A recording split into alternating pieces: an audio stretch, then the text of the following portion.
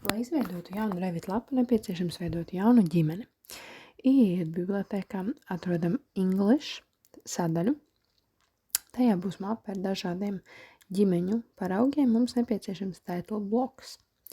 Šeit ir redzami citi, kurus varat izmantot, bet šoreiz ņemsim title blocks un izmantosim A2 izmēra paraugu. Šeit ir jau iestatījumos Revit piedāvātā lapa, kura atbilst A2 lapas izmēriem, un to mēs arī izmantosim. Ievelkam rāmi, kāds nepieciešams mums projektēšanas darbiem, zinot parametrus. Revitā ļoti ērti izmantot izmērus, jo tie automātiski parādās uz līnijām, un jūs saprotat, cik gar līniju varat uzvilkt. Protams, manuāli varat arī mainīt līnijas garumu. Šeit parādīšu arī, kā lietot trim funkciju, nospiežot TR tastatūrā. Šis stūris tiek savienots un mums izveidojas skaists rāmis. Izveidosim arī rakstlaukumu.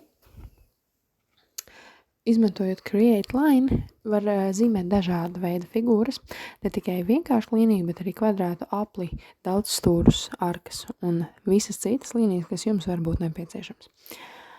Savalkam līnijas rakstlaukumā.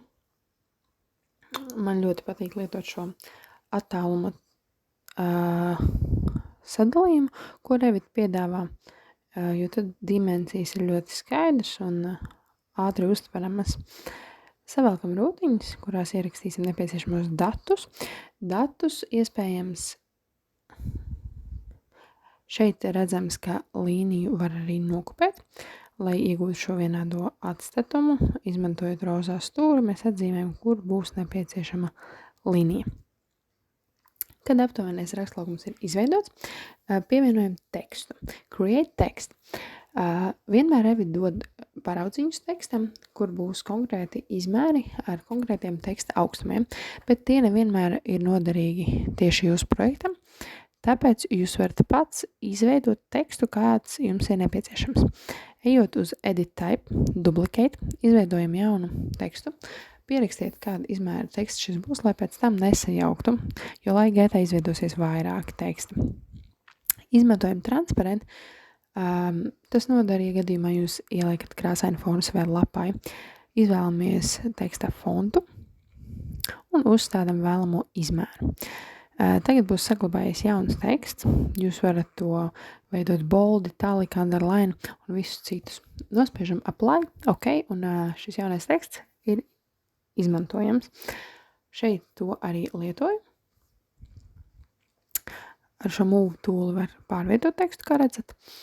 Un izveidojot ar create funkciju jaunus tekstus, pievienosim vēl pāris detaļas, lai top skaidrs līdz galam, kā tekstu var ievietot šajā family lapā. Teksts atkal ir liels. Mums jānomaina properties text type.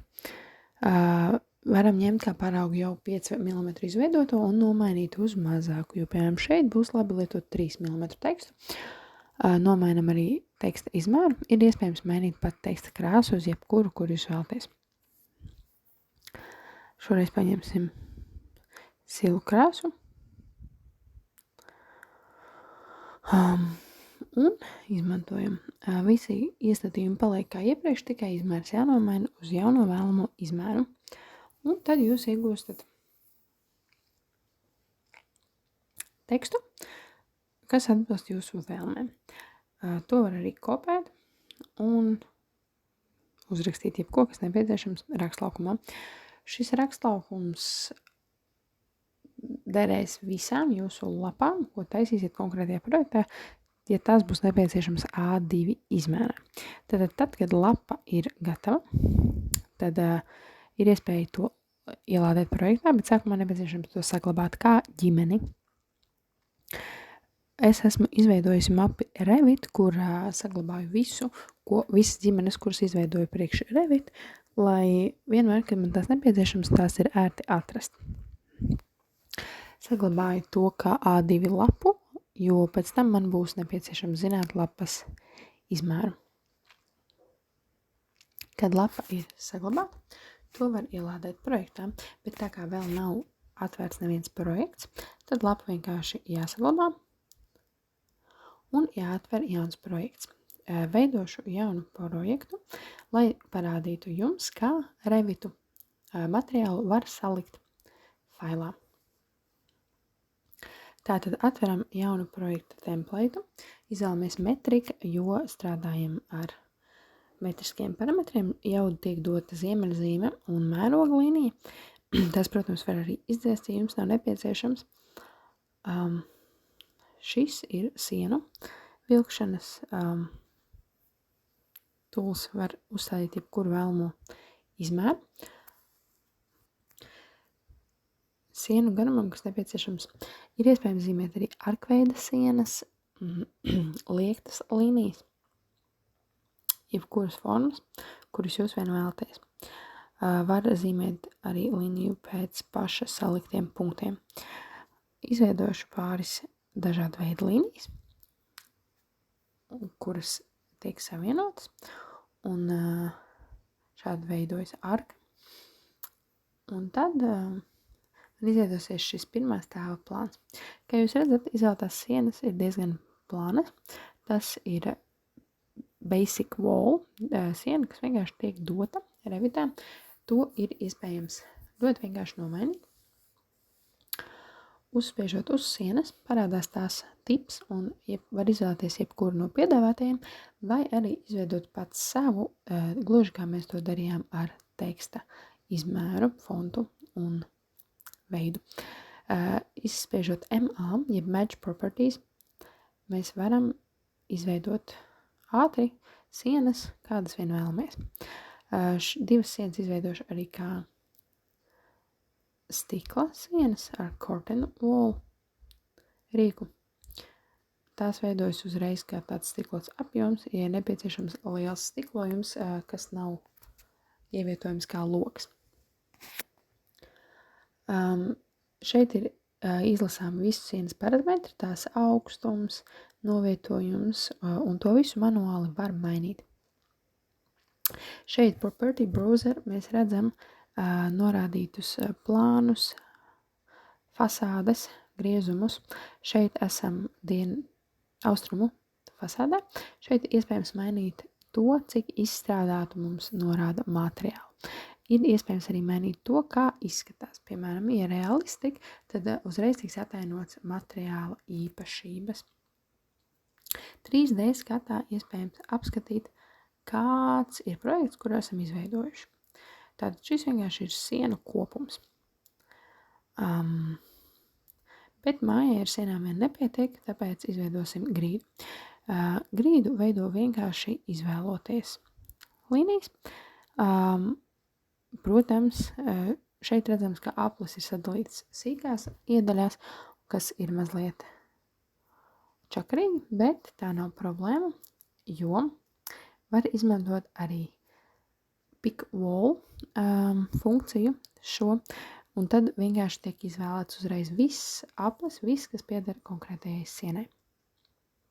Izvēlamies visas sienas un izvairamies no šādiem stūriem, kur līnijas nesatiekas, jo Revit to norādīs kā kļūdu, jo, protams, nav iespējams izveidot šādas sienas. Izvēloties trim, salaižam sienas kopā, lai nav neveiklu kļūdu. Izdzēšam šīs te mazās līnijas, kuras izmantojām pirms tam.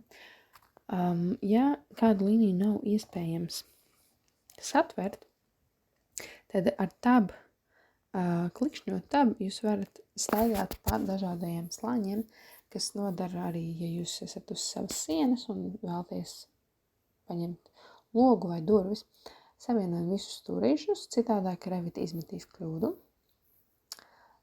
Esam prātīgi ar to, kā notiek savienošana, jo var rasties arī šādas kļūdas, tāpēc dažreiz vienkārši jāpavelk līnija garāk, kas arī var būt risinājums. Un tad savienojam un esam izveidojuši grīdas pamatni. Nospiežam labi, varam izvēlēties grīdas veidu, piemēram, konkrēti 250. Ir iespējams arī mainīt grīdas veidu un biezumu. Šeit ir viendabīga grīda, es izvēlos pievienot grīdai vēl vienu slāni, kas būs koka dēļu pārklājums. Izvēlos koka dēļu biezumu, kas būs 10 mm. Un material sadaļā izvēlos no Revit piedāvātajiem materiāliem, kādu materiālu vēlos. Ir ļoti plaša materiālu biblioteka automātiski ielādēta Revitā, kura ir sadalīta. Izvēlos wood un izvēlos grīdu, kas mani apmierina. Ir iespējams arī apskatīties, kā šī grīda tiks atainota Revitā. Nospiežam OK. Un tagad esam mainījuši mūsu grīdu. Kad grīda ir iestatīta, izvēlēta, protams, labāk ir veidot grīdas jaunas kā duplikātus un piešķirt tam savu nosaukumu, lai pēc tam projektā tās izmantojot varētu atšķirt, kura grīda bija kura. Kad grīda ir izveidota, nospiežam zaļo ķeksi un grīda parādās kā gatava. 3D skatā iespējams to redzēt, bet tā neparādās kā koka grīda, jo redzam, ka koka dēļu pārklājums ir grīdas apakšā. Līdz ar to ar šo vēlējos norādīt, ka jābūt prātīgam izvēloties to, kādā secībā ir sadalīta materiāli uz grīdas. Lai editētu grīdas parametrus, aizējam uz plāna skatu un ar tabu noklikšķinam uz grīdas un aizējot pie parametriem varam nomainīt to, kur atrodas šī struktūra. Spiežot pogu up. Kad zinām, ka tā ir virs concrete, tad saglabājam, nospiežam apply un tagad 3D modelī grīda jau parādās pareizi, koka dēļi ir virs cementa.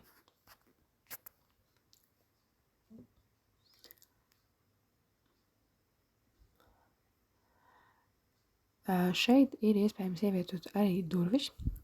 Ir pieejama plaša biblioteka ar dažādu izmēru durvīm. Durvis, protams, var izveidot arī manuāli, bet ļoti ērti izmantot jau gatavās durvis, un durvju veidi ir tiešām plaši un bagātīgi, tāpēc atbildīs katrai gaumai. Ievietojot durvis, uzreiz automātiski tiek izveidota šī aila durvju augstumā, un ir iespējams ielādēt papildus dažāda veida durvis, kas nepieciešams jūsu projektam. Ar bultiņām iespējams regulēt durvju vēršanās virzienu un to, vai durvis veras uz iekšpusi vai ārpusi. Ir iespējams arī ievietot logus, pieejami dažāda veida logi, un logus iespējams arī editēt pēc jūsu vajadzībām augstuma, ja nav no piedāvātajiem iespējams. Revit ļauj logu ievietot tikai sienā, tāpēc rādās šī poga, šī iespēja tikai uz sienas. Ar kopiju varam izveidot logiem vienādu atstatumu, un kad logi ievietoti, 3D skatā tie parādās. Vēl viena lieta, automātiski pie sienām ir uzrādīts kaut kāds augstums, ko ir izveidojis lietotājs. Šajā fasādes skatā mēs redzam līmeņus un varam likt sienai būt līdz kādam konkrētam stāva līmenim. Piemēram, šajā gadījumā es vēlos, lai manas sienas ir līdz līmenim L2, kas būs to sienu augstums. Iespējams to darīt, spiežot manuāli šo pogu un atzīmējot. Tas ļauj jums izveidot katru sienu nepieciešamajā vēlamajā augstumā. Bet iespējams arī izmantot align tūli, kas atrodams rīku rindā augšā. Šī līnija, izvēlamies līniju, kurai vēlamies, lai līdzinās projekts, bet vienmēr pirmā jānorāda līnija, kurai vēlamies sekot, un tad otrā līnija, kurai ir jāseko. Tātad izvēlamies šo L2 līniju, un tad sienas augšējā līnija, un tad siena tiks aizsūtīta līdz šim līmenim. Align tools ir ļoti ērts arī citreiz, kad nepieciešams iegūt taisnas, precīzas līnijas, vai kad vēlamies, lai kādas sienas sakrīt uz vienas asas. 3D modelī redzam izklājumu, visu projektu. Tam nav pārseguma, nav jumta. Un tagad iespējams ar Roof by Footprint izveidot jumtu. Izvēlamies, kuram līmenim jumts būs. Izvēlamies pick walls.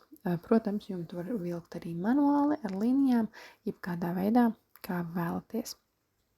Bet šis ir ļoti ērti, jo atzīmējot sienas, tās Revit arī lielākoties veido labi. Protams, izmet dažas kļūdas, kur jūs varat izlabot ar trim tūli no rīku rindas. Un šīm vietām ļaujot sakļauties, tad kļūda vairs netiks izmesta. Protams, ir vērtīgi pārbaudīt visus stūrīšus, lai liekas sev negaitinātu ar šīm kļūdām, kuras Revit mēdz izmest. Un, ja mēs runājam par kļūdām, kāpēc Revit tā dara, jo šī programma ir dizainēta, lai maksimāli izvairītos no neprecizitātēm, kuras pēc tam var kaut kādā veidā ietekmēt projektu. Kad jumts ir izveidots, Revit to automātiski veido pēc automatizētiem iestatījumiem, kurus ir iespējams mainīt. 3D skatā var apskatīt to, kāds jumts mums ir izdevies. Jumtam ir ļoti interesanta ģeometrija, ko, protams, iespējams mainīt manuāli pēc arhitekta vēlmēm. Es gan šoreiz vēlos parādīt jums, kā izveidot plakarjumtu. Jumtu var editēt jebkurā brīdī. Un šeit šis nelielais trīsstūris norāda to, ka jumtam ir slīpums. Define slope. Var manuāli iestatīt, kādu slīpumu jūs vēlaties, un ja izņem šo ķeksi, tad slīpuma jumtam nebūs, un jumts būs plakans. Tas nodar gan vienkārši plakano jumtu veidošanā, gan divslīpu jumtu veidošanā, jo tad divām pretējām sienām slīpums, divām pretējām līnijām slīpums ir jānoņem. Kad esam izveidojuši jauno jumtu, apskatām to, vai ir izdevies kā iecerēts, un lūk, mums ir izdevies plakāns jumts pār visu telpu. Šeit ir dažādi līmeņi, pa kuriem var apskatīt. Ir gan floor plans, gan ceiling plans, bet katrā no šiem ir uzstādīti redzamības robeža. Lūk, otrā stāva grīdas plānā mēs redzam jumtu. Varam nomainīt tā veidu, biezumu. Protams, jumts ar 225 mm Latvijas apstākļiem ir smieklīgi plāns, bet tas vairāk, lai norādītu, ka ir dažādas iespējas. Jebkurā brīdī iespējams arī mainīt to, kur atrodas jūsu jumta robežas, un ar bultiņām var vienkārši pielāgot ar jumtu pārklāto telpas teritoriju. Kad esam izveidojuši pārklājumu, kas mums patīk, šeit iespējams spiežot attach, sienas tiks izveidotas līdz jumta līmenim. Tas lieta nodara, ja jūs esat izvietojis sienas random augstumos, tad tās pēc tam var tikt nolīdzinātas līdz ar šo jumtu. Tagad otrā stāva līmenī arī ir iespējams pirms jumta veidot jaunas sienas. Vienkārši jāizvēlas floor plan L2, kas apzīmē otrā stāva līmeni. Var izveidot jebkādas formas sienas arī šeit. Un tās veidojot, izveidošu vienkāršas sienas, lai parādītu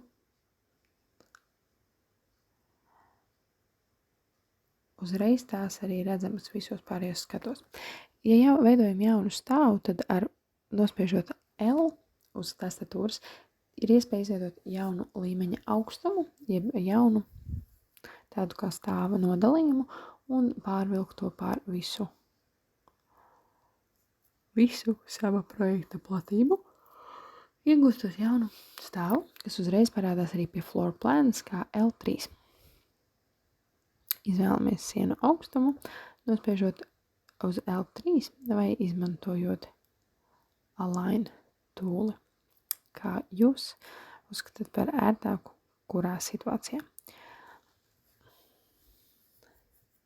Ļoti iesaku saukt loģiski visus stāvus un nodalījumus, lai pēc tam projekta gaitā jūs pats pārzinātu, kur kas atrodas. Šādi izskatās jaunizveidotā sienu konstrukcija otrā stāva līmenī. Revitā ir iespējams arī izveidot kāpnes, izmantojot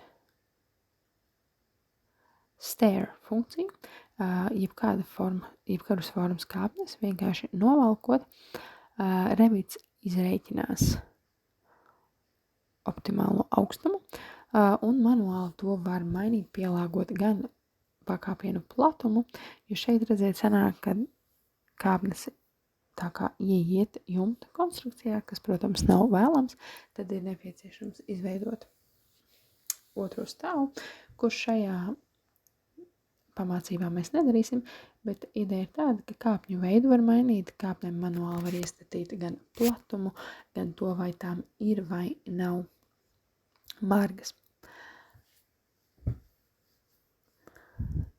Nepieciešamo pakāpienu augstumu un pakāpienu daudzumu. Bet šoreiz par kāpnēm tik plaši nerunāsim, kā arī izdzēsīsim šīs otrā stāva sienas, un tagad pievērsīsimies lapai, kuru izveidojām video sākumā. Un, lai veidotu lapu, dodamies uz sadaļu Sheet. Šeit jau ir Revit piedāvātās lapas, ko mums ielādēja, jo projektu taisam templateā, bet, ja projektu taisīsiet kā pilnīgi jaunu bez template, tad šo lapu nebūs.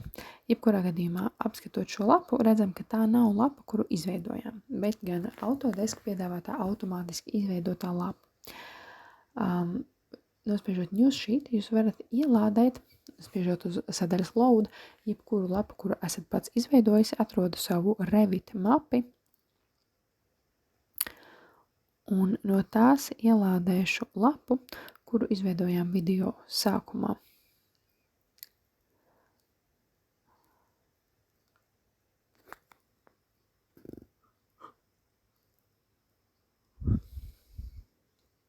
Kad esat lapu atradis, tieši tāpēc nepieciešams organizēt savu projektu, un lūk, tā parādās. Tā ir ielādēta. Jūs to varat arī mainīt un pielāgot. Tā visa ir kā viens bloks, jo tā ir family. Uzspiežot uz tās, to var mainīt, bet šobrīd tas nav nepieciešams. Šobrīd paskatīsimies, kā mūsu floor plan, jeb pirmā stāva plānu, var šajā lapā ievilkt. Tātad dodamies uz lapu, kurā ir redzams grīdas plāns, un izveidosim tam vēl sekcijas, jeb griezuma līnijas. Šeit iespējams regulēt to, cik tālu griezumā vēlaties parādīt konkrētu vāku un arī uz kuru pusi griezumu vērst. Izveidošu divas griezuma līnijas, lai pēc tam lapās varētu norādīt arī griezumus.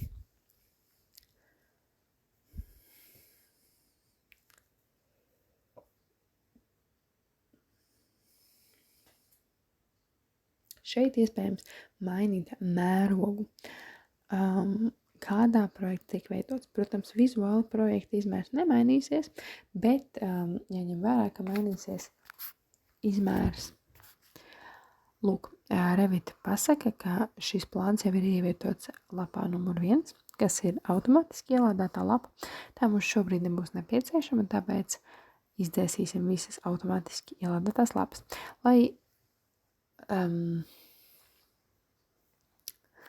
Lai vienlaicīgi varētu atzīmēt vairākus, spiežot Shift un labo klikšķi, mēs izvēlamies, ko izdzēšam, un tagad ir šī lapa, ko esam izveidojuši. Šajā lapā varam ievilkt stāvplānu. Šis stāvplāns, acīm redzam, priekšlapas ir pārāk liels, bet priekš citu formātu lapas šis stāvplāns būtu tieši lielisks. Tieši tāpēc Revit piedāvā mainīt mērogu. Paņemot 1:200 mērogu, vizuāli gan arī nekas nemainās, bet lapā šis plāns jau ieies daudz labāk. Automātiski mērogā mainīsies arī mēbeles, ja būsiet tādas ielikuši vai jebkas cits. Ievietojam stāvplānu, un mani personīgi kaitina šīs līnijas, kas ir apvilktas ap plānu. Šeit iespējams izvēlēties, vai ir virsraksts vai nav. Es izvēlos bez virsraksta, jo virsrakstu parasti manuāli pievienoju. Šeit ar Hide in View elements mēs varam paslēpt šos rāmjus. Tos nevajag izdzēst, jo tie nodara konstruktīvajā daļā, bet šeit vizuāli atainojot uz lapām, tie ir lieki. Tāpēc visu, kas ir liekas, vienkārši paslēpjam konkrētajā skatā. Lūk, uz lapas ir pirmā stāva plāns. Protams, varam to bīdīt, novietot lapā jebkur, kā arī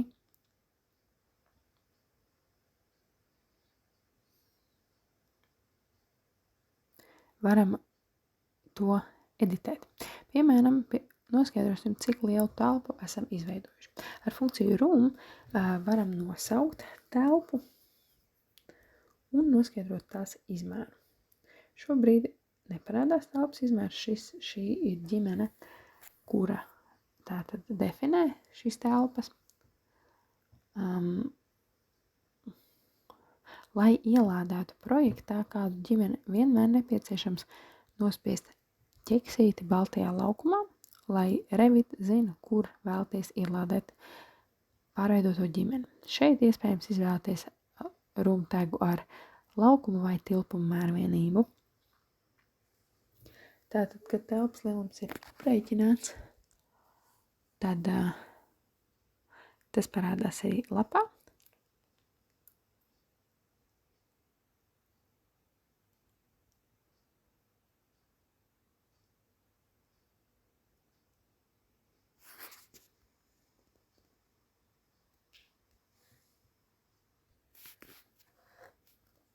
Pie sections redzami griezumi, kurus izveidojām. Section 1, 2, 3 Revitā automātiski tiek numurēti. Protams, šo numerāciju var manuāli mainīt. Nepieciešamības gadījumā šīs, lūk, ir griezuma līnijas, kuru dizainu arī var mainīt, dodoties uz bibliotēku, kā sākumā to darījām, un atrodot piemērotu dizainu jūsu projektam.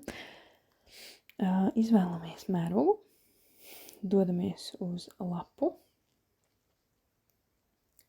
Protams, ir vērtīgi lapas nosaukt, lai pēc tam pašam nerodas problēmas. Piemēram, lapa ar grīdas plānu, lapa 2 ar griezumiem vai kā citādi nepieciešams konkrētiem projektam, kuru jūs veidojat.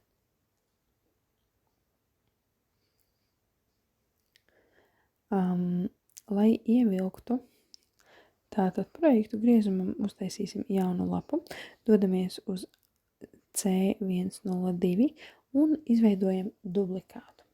Lapas duplikātu veidojot, ir iespējams 3 opcijas. Izveidot duplikātu ar jau esošiem skatiem vai izveidot lapu, tukšas lapas duplikātu. Paņemam tukšu lapu, ievelkam vēlamos griezumus. Redzat, tos var ievietot gan dažādos mērogos vienā lapā, gan dažādās vizuālajās izpildījuma veidos. Piemēram, šeit ir bezkrāsēns un virsū ir ar realistiskajām krāsām veidots skats un printējot kā PDF, tie arī šādi tiks atainoti. Līdz ar to daļu rasējumus varat norādīt vizuāli izstrādāts un krāsainus, kamēr citu daļu tikai kā grafiskas melnas līnijas. Tas var būt ļoti vērtīgi. Parādīšu arī, kā ievietot bildi. Dodoties uz Insert sadaļu, atrodam Import Image. Atradīšu kādu fotogrāfiju, kas var noderēt tīri, lai parādītu, kā šī funkcija strādā. Izvēloties fotogrāfiju, tiks parādīt tās gabarīti, un to var ievilkt. Palielināt, mainīt tās novietojumu lapā un nosūtīt aizmugures plānā. Kā redzam, baltā daļa parādās pa virsu, bet, kad tiks printēts PDF, tad tā parādīsies kā caurspīdīga. To var izmantot iespējīgu vizuālā noformējuma veidošanai priekš planšetēm, kā tās līdzīgi tiek panākts AutoCAD. Un, lūk, ir iespējams arī lapas skatā gan visas arhitektūras struktūru un citas sadaļas rādās kā pelēks, jeb neaktīvas, bet toties var izmantot ko citu. Piemēram, šeit uzvilksim zemes līniju, nospiežot tastatūrā DL, un var uzvilkt jebkādu veidu līniju. Šo līniju var pielāgot jūsu nepieciešamībai. Var izvēlēties līnijas stilu, raustītu vai viendabīgu, līnijas krāsu un biezumu. Šo var iestatīt gan visām šī veida līnijām, gan tikai konkrētajai līnijai. Piemēram, šeit esam izveidojuši zemes līniju. Ievietosim arī šeit var ievietot arī izmērus, kas nepieciešami ar toļiem, kurus atradīsiet Annotate sadaļā.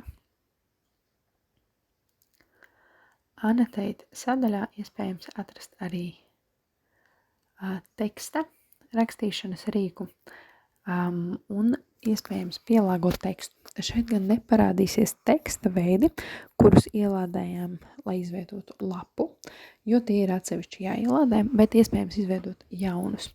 Piemēram, es izveidošu uz esošā parauga bāzes duplikātu un iestatīšu tam vēlamo augstumu, kā to darījām pirms tam, krāsu un neaizmirstiet iestatīt transparent, lai uz attēla teksts parādās kā teksts, nevis kā bloks ar baltu fonu un tekstu pa virsu.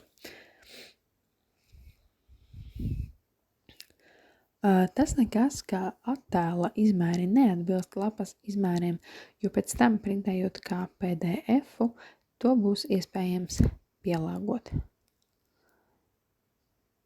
Šeit var izvēlēties teksta krāsu un, lūk, aptuveni šādi tiek veidota lapa. Protams, to var veidot, cik pieblīvētu vēlties. Pēc tam, lai printētu kā PDF, nospiežam uz sarkanās pogas rīku rindas augšējā daļā, norādam nosaukumu, kāds būs jaunajam failam. Lai nepazaudētu šo lapu, izvēlamies, kur tā datorā tiks novietota. Un tad izvēlamies sadaļu Use Sheet Size. Protams, varat izvēlēties jebkuru izmēru lapai, bet tā kā šo lapu esam veidojuši kā ģimeni, tad Revit jau saprot, ka izmantojot sadaļu Use Sheet Size, tiks izmantots A2 lapas izmērs. Jāmin gan, ka, lai Revit izveidotu PDF, tas aizņem diezgan ilgu laiku, jo ir augstas izšķirtspējas šis materiāls, kas tiek ilgi saglabāts, bet tas ir to vērts. Tad atveram PDF-u, kuru izveidojam, un jūs redzēsiet, ka lapa ir vēlamajā izmērā, kādu bijām uzzīmējuši. Šeit arī viss ir redzams, un, kā redzams, ir caurspīdīgs griezums. Tā lūk notiek lapas veidošana un vienkārši funkciju veikšana. Lūdzu, neaizmirsiet savu projektu regulāri saglabāt. Jāmin katru reizi, kad nospiedīsiet save pogu Revitā, tiks izveidot jauna versija. Līdz ar to, saprotot, ka izmaiņas ir bijušas liekas, varēsiet aiziet uz vecāku versiju un sākt gandrīz kā no jauna. Regulāri nospiežam saglabāt iespēju. Un tas arī viss. Paldies par uzmanību. Veiksmi turpmāk strādāt Revit.